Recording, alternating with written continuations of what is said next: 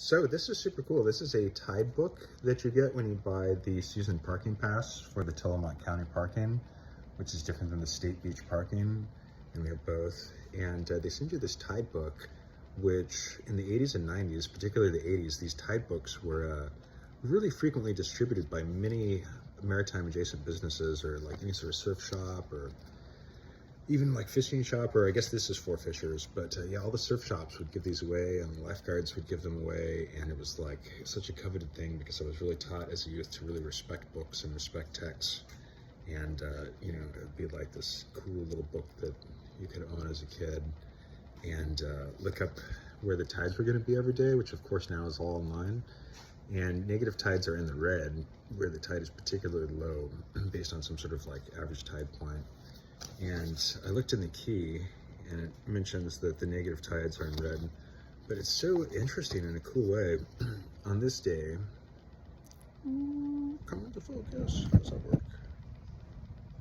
This Sunday is in red, and it's the only time you have a red entry in the date column.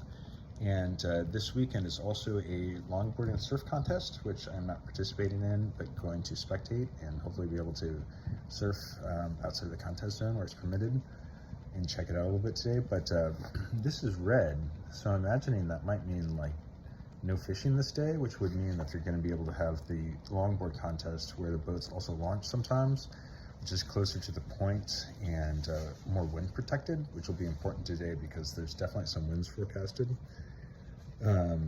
But yeah, I'm excited, and it's just cool to see the tide book, and it was cool to try to figure out what that one red date in the date column meant. Have not found a key other than red means low tide, and it's actually not even a low tide day, as you can see. But yeah, that's cool. It's just really neat and a positive, nostalgic way to remember reading these.